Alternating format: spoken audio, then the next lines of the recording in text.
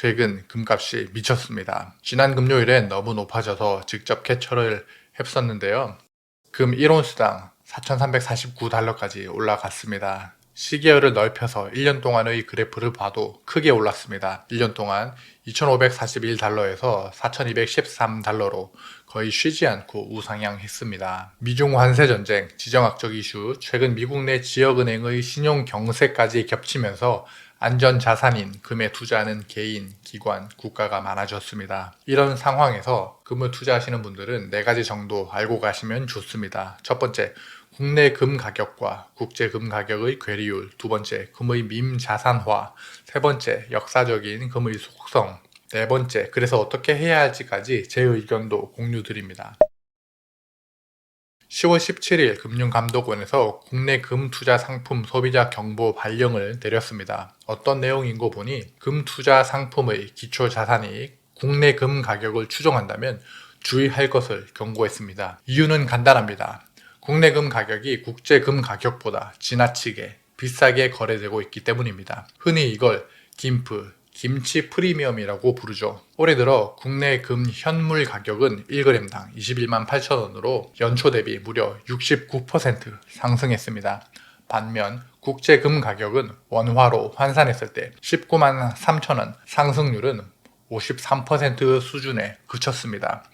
두 가격의 차이, 즉 괴리율이 13% 이상까지 벌어진 상황이죠. 최근 5년간 10% 이상 괴리가 난 적은 단 2번 뿐이었는데 지금이 바로 그 두 번째 시기입니다. 금은 어디에서 사든 본질적으로 같은 자산입니다. 결국 시장이 안정되면 국내 금 가격은 국제 금 가격에 수렴하게 되어 있습니다. 2월에도 같은 현상이 있었죠. 당시 괴리율이 22%까지 벌어졌지만 한 달도 안 되어 0.7% 수준으로 다시 좁혀졌습니다. 그 과정에서 국내 금 가격은 약 20% 가까이 떨어졌습니다. 지금 국내 금 가격만 보고 추종 상품에 투자했다간 조정빈 맞을 가능성이 큽니다. 금은 현물 자산이라 국내 유통 구조나 세금, 수급 상황에 따라 일시적인 가격 왜곡이 생깁니다. 최근엔 국내 투자자들이 실물 금과 금 ETF로 몰리면서 국내 금 시세가 국제 시세보다 훨씬 빠르게 오른 것으로 보입니다. 이건 일시적인 과열일 가능성이 높습니다. 만약 금 투자 자체에는 찬성하지만 괴리율이 걱정된다면 국제 금 가격을 직접 추종하는 ETF가 대안이 될 수 있습니다. 예를 들어 솔 국제금 ETF, 코덱스 금 액티브 ETF 등이 국내 금 시세가 아닌 국제 금 가격을 추종합니다. 두 ETF를 비교해보면 1년 투자 수익률은 코덱스 금 액티브가 34.22%, 솔 국제금은 34%로 코덱스가 근소하게 높고요. 실부담 비용도 코덱스 금 액티브가 0.4077%로 솔 국제금보다 근소하게 낮습니다. 다만 완벽히 국제 시세와 동일하게 움직이는 것은 아니고요. 운용 방식, 수수료, 환율 영향 등이 변수로 작용합니다. 김치 프리미엄이 붙더라도 영향을 덜 받죠. 네 문장으로 요약하자면 첫 번째, 국내 금 가격은 올해 69% 상승해서 국제 금 가격보다 과열되어 있습니다. 두 번째, 괴리율 13%는 5년간 두 번째로 높은 수준입니다. 세 번째, 이런 괴리는 결국 조정되어 국제 시세에 수렴하고요. 네 번째, 금 추종 상품이라면 국제 금 가격 연동형 ETF가 유리합니다. 전설적인 채권 투자자 빌 그로스가 X에서 이렇게 말했습니다. 금이 모멘텀 투자, 밈 자산이 되었다. 잠재적 구매자들에게 귀금속 구매 전 잠시 기다릴 것을 조언을 했고요. 레이 달리오는 금은 기술주보다 밈적 지위와 시장 관심도에서 앞서고 있다고 말했고요. 2025년 가장 뜨거운 자산은 AI가 아닌 금일 수 있다는 주장을 했습니다. 단순하게 말하면 국제금 가격도 공정 가치보다 더 높은 가격에 거래되고 있다는 말로 해석할 수 있습니다.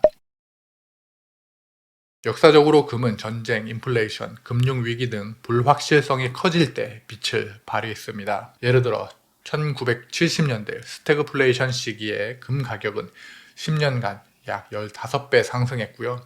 2008년 글로벌 금융위기 이후 2011년까지 약 2.5배 상승했습니다. 신뢰의 대상이 흔들릴 때마다 금은 대체 화폐로서 수요가 폭발합니다. 다만 금 가격의 역사를 보면 이렇게까지 오르는 시기는 몇 번 없었으며 때로는 언더워터 기간이 매우 길어서 투자자들이 욕하던 시기도 있었습니다. 금 차트입니다. 만약 2021년 9월 1일에 투자했다면 2020년 9년에서 10년 동안 마이너스였다는 뜻입니다. 언더워터 기간은 전고점에 도달했다가 다음 전고점까지 걸린 기간을 의미합니다. 차트에서 전고점 사이에 웅덩이 부분처럼 아래로 쳐졌다가 다시 전고점까지 걸린 기간을 의미합니다. 10년 동안 금의 언더워터 기간이 있었습니다. 그 뒤에도 2020년에 투자했어도 2024년 초까지 4년간 지지부진했을 거고요. 지금처럼 금의 포지션이 각광받던 시기도 있지만 한동안 시장에서 외면받았던 시기도 분명히 있었다는 걸 알려드리는 겁니다. 워렌 버핏은 금 투자에 매우 부정적인 포지션이었습니다.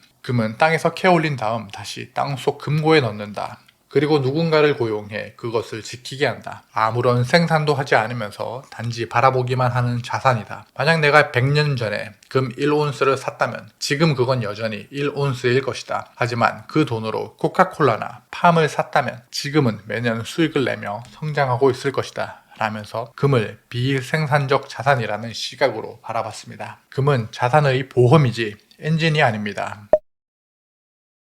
개인적으로 현재는 금을 신규로 매수하기보다 관망하는 시기라고 봅니다. 보유자의 영역이라고 보고요. 보유하고 계신 분들이나 앞으로 보유하실 분들은 1%에서 10% 수준으로만 금을 포트에 담으시길 권장드립니다. 금은 아무도 쳐다보지 않을 때 매수하고 지금처럼 불확실성이나 변동성이 매우 높아서 금값이 치솟을 때 다른 자산으로 바꾸는 식으로 대응하세요. 금을 지속적으로 투자하는 관점에서는 김치 프리미엄이 껴있지 않다면 금 선물이 아니라 SKRX 금현물 등 금현물에 투자하시고요. 김치 프리미엄이 껴있다면 SKRX 금현물을 팔아 프리미엄을 챙기고 솔 국제금 ETF나 코덱스 금 액티브 ETF 등의 국제금 시세를 추종하는 ETF로 갈아타기를 반복하세요. 그리고 해외 직투에서 금을 투자하고 싶다면 GLD, IAU, GLDM 등으로 투자하시고요. 여러분은 지금 금값 너무 과열이라고 보시나요? 여러분의 의견을 댓글로 남겨주세요. 이 부분에서 투자자마다 관점이 다를 거라고 봅니다. 그리고 더 자주 이런 내용을 받아보고 싶다면 아래 고정 댓글에서 링크를 눌러 토스증권에서 환상감자를 팔로우하시고 주식을 받아가세요. 현재 토스증권에서 이벤트 중이네요. 여러분의 인생 우상향을 진심으로 응원합니다. 감사합니다. 환상감자였습니다.